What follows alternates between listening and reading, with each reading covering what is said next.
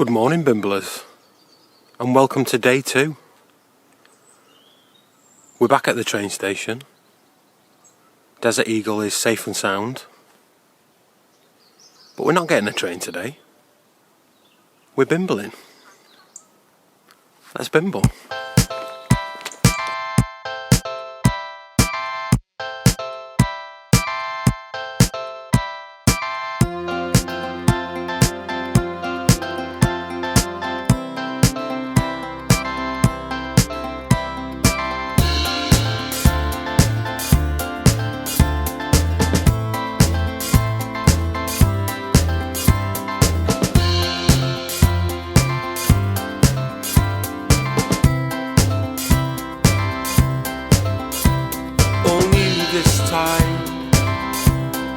Things to show me, but life just keeps turning back to the way things were before. Oh, knew this time you would still see all that became attached from the way things were before. It just proves to me how it's meant to feel. We have motive, we have the time. We were meant to lead extraordinary lives.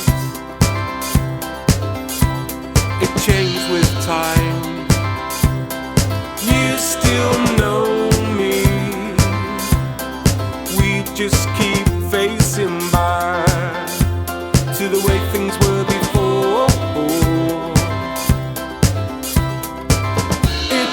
Plainly show what we're meant to know. We have a motive, we have the time. We were meant to lead extraordinary lives.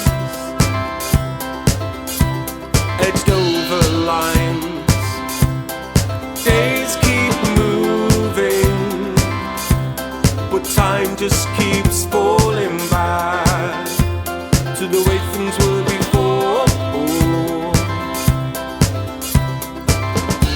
Just proves to me how it's meant to feel. We have a motive, we have the time.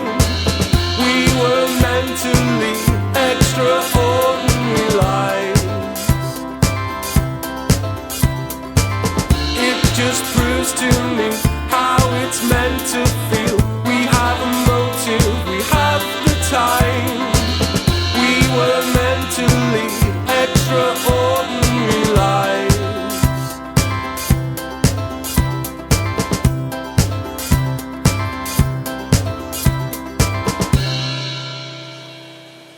Behind me is Ford Penlec, and it's in fact the world's steepest street. That's official, that's in the Guinness Book of World Records. It has a gradient of 37.5%, and that's 2.5% over the old steepest street in the world. That was in New Zealand. There was a controversial battle that ended in 2019, and Harlech was awarded steepest street status. One of the campaigners for Harlech, Gwen Headley, said this: "I feel sorry for the New Zealanders, but steeper is steeper." Quite right, Gwen.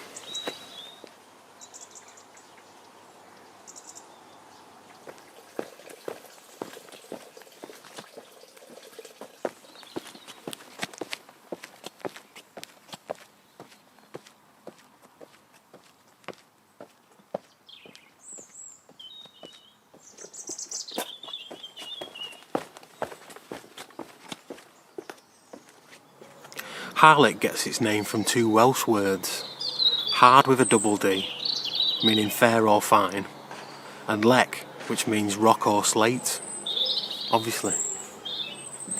It's home to Harlot Castle, and I'll give you 3 guesses who built it. That's right, Big Longshanks himself, Edward I, all 6'2" of him. And he built it as part of his Iron Ring at the outbreak of the First Welsh War, which is a stupid name for it, I've said many times in the past. Edward built about 17 castles in total in Wales, and we visited a few. Rudland Castle, Flint Castle, Conway Castle, all built by Edward I to keep his eye on the Welsh. Apparently Harlot Castle cost £8,190. That's about 6.2 million in today's money. And it was obviously attacked by the Welsh a lot. Madog ap Llewellyn had a go in 1294. It was an Owain Glyndwr that eventually took the castle in 1404. And he made it his home for about 5 years. And then the English captured it back. And it was actually the Roundheads that stayed here. The Lancashire soldiers fighting in the War of the Roses against the Yorkshire lot. Heaven knows why they were fighting here in Wales. I mean, I don't have a dog in this fight, I'm from Cheshire. But it seems an awfully long way away from the Lancashire-Yorkshire border. The Lancashire lot lived in the castle for about 50 years, and then the Yorkshire lot took it over. It was all about who should be king. Should it be the Yorkshire side of the family, with Edward of Langley? Or should it be the Lancashire side of the family, with John of Gaunt? Well, it was the Lancashire side that won. And it's all chronicled in the song Men of Harlech. Men of Harlech is a bit of an anthem here in Wales. It's not the national anthem, that's Land of My Fathers. But just like in England, where we have Land of Hope and Glory, and Jerusalem, and God Save the Queen, here in Wales they have Men of Harlech and Land of My Fathers. It didn't really matter who won in the end, because Oliver Cromwell came along and said we're not having kings and queens.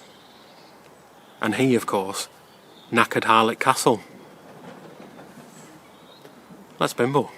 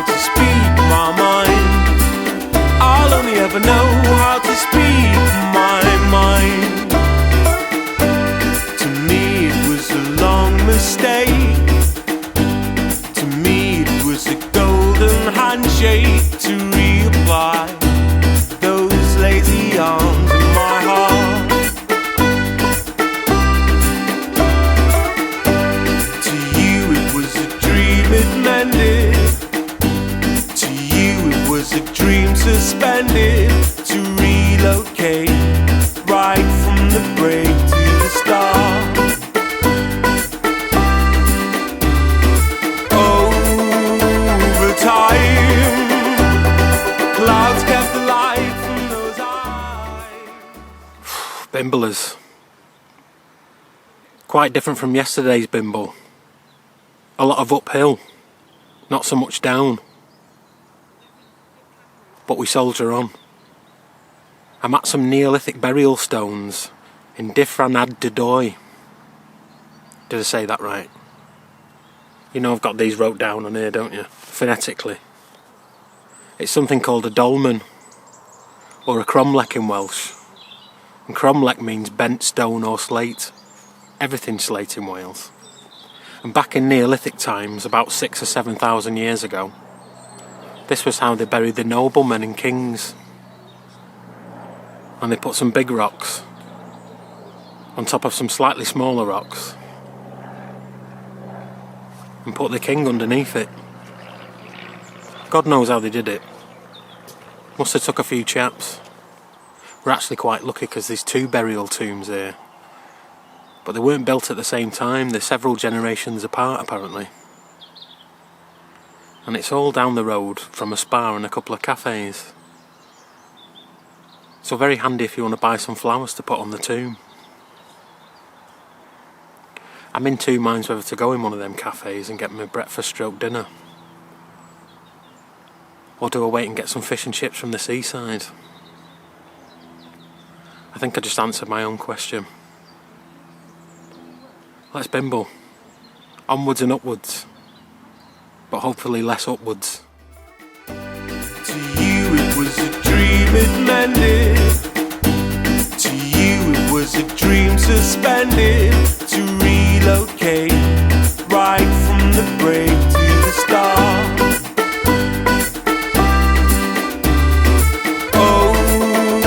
Over time, clouds kept the light from those eyes. Still, love grown consumed, and you know I'll never let it go. You'll find in time, I'll never let it go. You'll find it's right. I'll only ever know how to speak my mind. I'll only ever know how to speak my mind.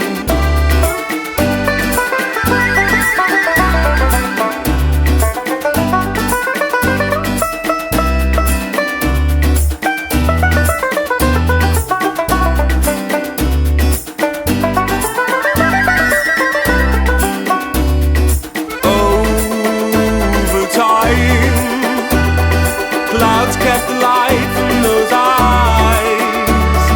Still, love grown consumed, and you know I'll never let it go. You'll find in time, I'll never let it go. You'll find it's right. I'll only ever know how to speak my mind. I'll only ever know how to speak my mind. My mind.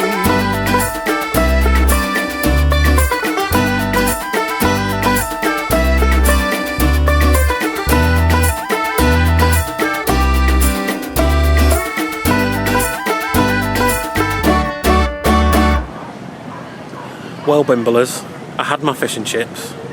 They were delicious. Breakfast and dinner together. And I'm here in Barmouth. And Barmouth used to be known for building ships and having a port. But nowadays it's a bit of a seaside resort, and it has been since Victorian times. William Wordsworth described it thusly: with fine sea view in front, the mountains behind, the glorious estuary running 8 miles inland, and Cadair Idris within compass of day's walk, Barmouth can always hold its own against any rival. Very poetic. If you've watched episode 3 of my Transpennine Bimble, you know that Victorian people like to bathe in the sea, and Barmouth was no exception. It wasn't nice leisurely paddling like what we do today. They had things called bath machines, which was basically a shed on wheels, and you'd be wheeled out into the middle of the sea, and a rather large lady would dunk you under the water a few times, and after you'd caught your breath, they would insist upon you drinking a pint of seawater. Barmouth actually had a hotel called the Bath House, which is a bit of a cafe and a place to get ice creams now. If you ever go to the seaside, or maybe stay in a hotel called the Hydro, that's what those hotels used to do. They were bath houses. A place where they could give you all kinds of homeopathic remedies using seawater, and boiling hot water and freezing cold water, and squirting it every which way up you. Like something from a Marilyn Manson video or a steampunk convention. It was the building of the railways that stopped Barmouth's maritime ambitions. After they built a railway line that went down the North Wales coast, there was no need to send things from port to port. You could just stick it on a train. In 1868 they opened Barmouth Bridge, which is a single track railway that crosses over the River Maudac, and it's the river that gives Barmouth its Welsh name, Abermaw. In fact, it's where it gets its English name from as well. It was misheard. A Welsh person was asked, "What's this place called?" And he said, "Abermaw." And they misheard him and thought he said, "Barmouth." My favourite thing about Barmouth Bridge is that it makes up part of National Cycle Route number 8, or Eurovelo 2, which means we can bimble across it. I've just got to get some provisions for tonight. First things first, yeah?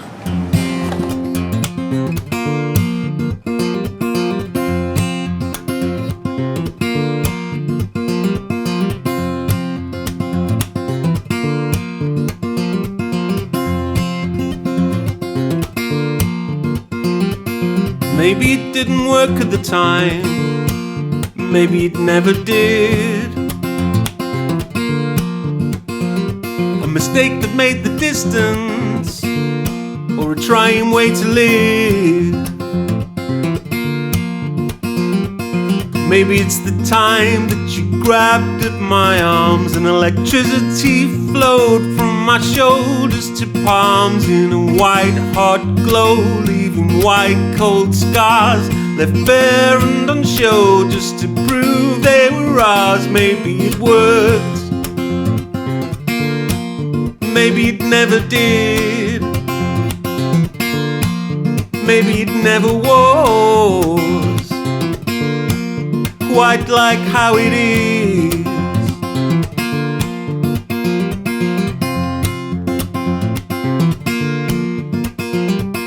Maybe it didn't work at the time, maybe it never did. A novelty improvement left lonely as it gives. Or maybe it's the time that you closed both your eyes and you pouted your lips as you waited for mine in the soft red glow of your soft cold arms. Serotonin burnt holes through my veins to my heart. Maybe it worked, maybe it never did, maybe it never was quite like how it is. Maybe it's the time that I wanted to say that my limbs won't move more than 2 feet away from your day glow side luminescent sparks. I could burst into flames from one beat from your heart. Maybe it worked, maybe it never did, maybe it never was quite like how it is. Maybe it worked, maybe it never did, maybe it never was quite like how it is. And I quite like how it is.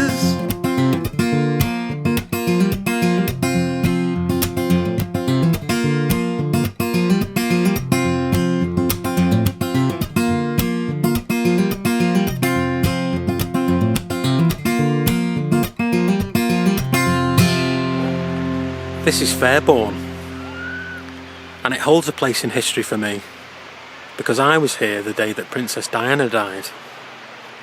I was stopping in a caravan with my mum and dad and my sister, and I remember on the Sunday we went into Barmouth and they had all the flags at half-mast. But even more historic than that, it was the first place I ever seen a woman bathing topless.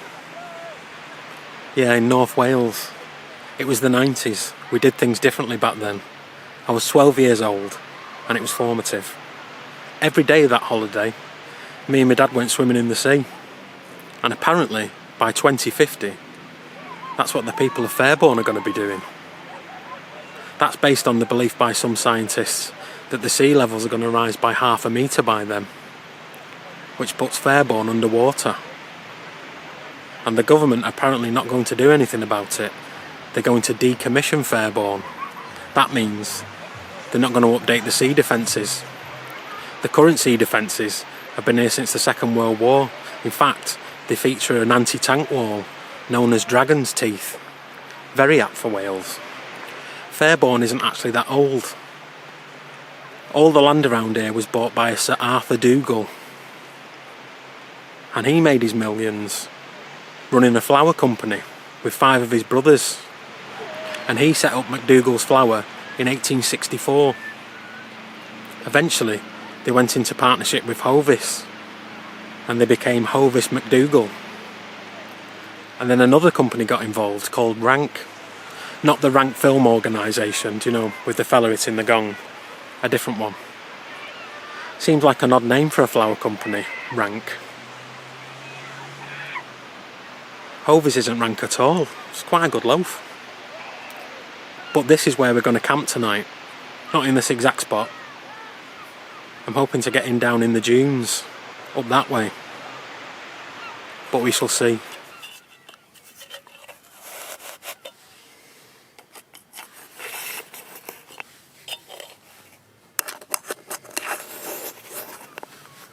I went in the co-op over in Barmouth before we left, and I picked up a couple of things. On the menu tonight is some Welsh rump steak, and I wanted asparagus, but they didn't have any, so we're having tender stem broccoli. It's important when you cook your steak that you season the pan, not necessarily the steak itself. So I'm going to crush a clove of garlic and stick that in the pan while I'm letting the olive oil warm up. And then I'm going to add black pepper and a tiny pinch of salt.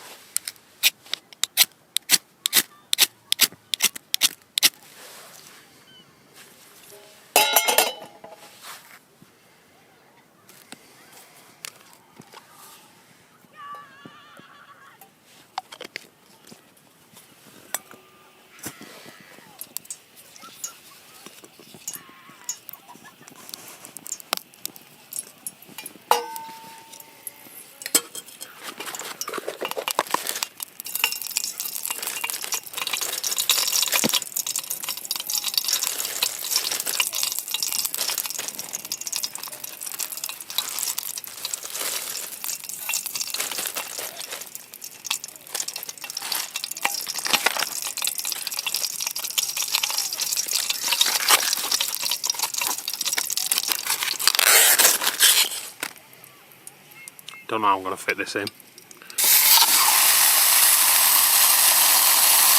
Like that, I suppose.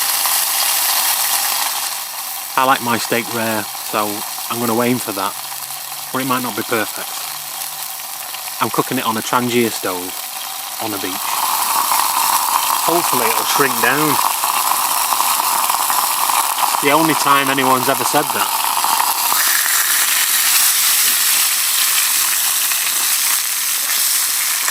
I'm going for the flip.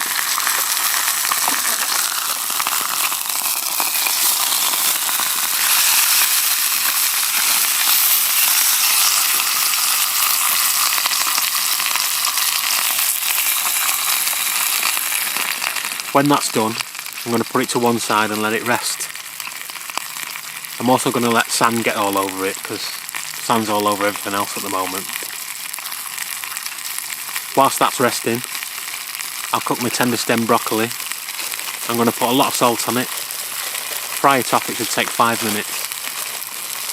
And it's going to be delicious.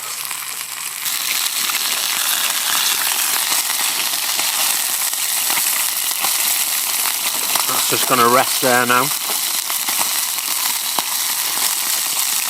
while we chuck in the broccoli.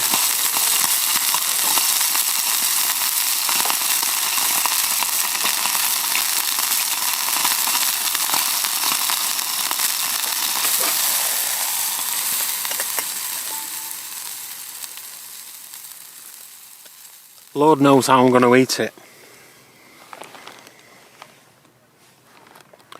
On the world's smallest plate, or a dog bowl from Tesco's.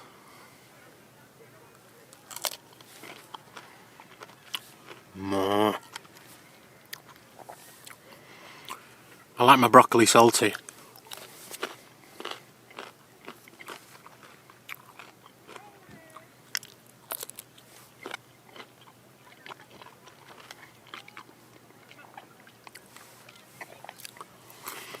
I think I'll have to eat the steak caveman style and just gnaw on it.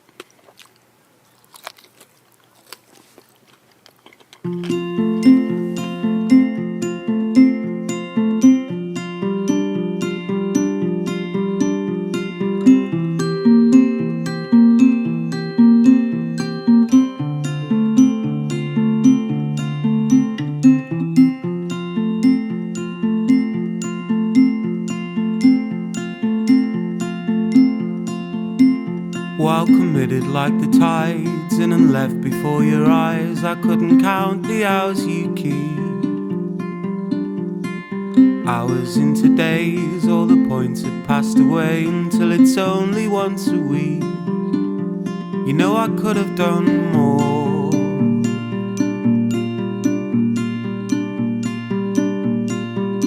You know I could have tried hard.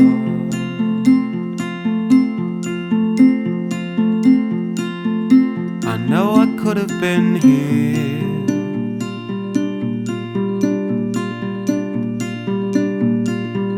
I know I could have broke hearts.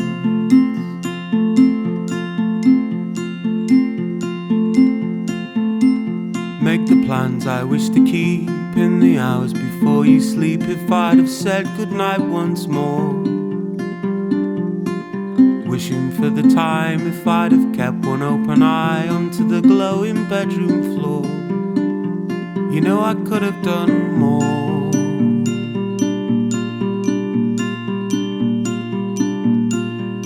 You know I could have tried hard.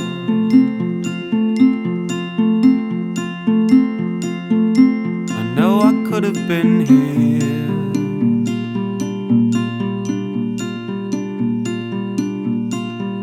I know I could have broke hearts.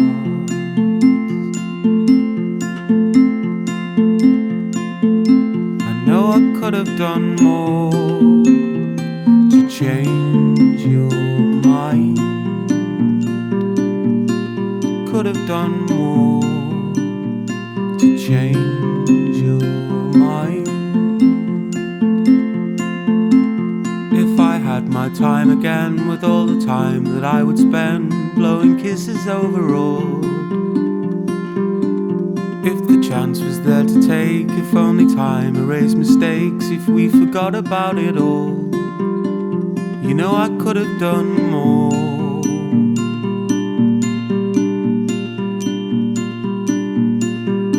You know I could have tried hard.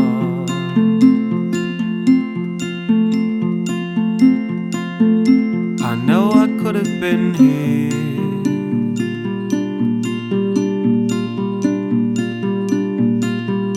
I know I could have broke hearts.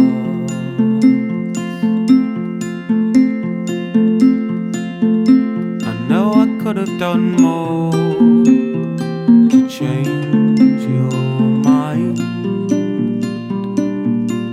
Could have done more to change your mind.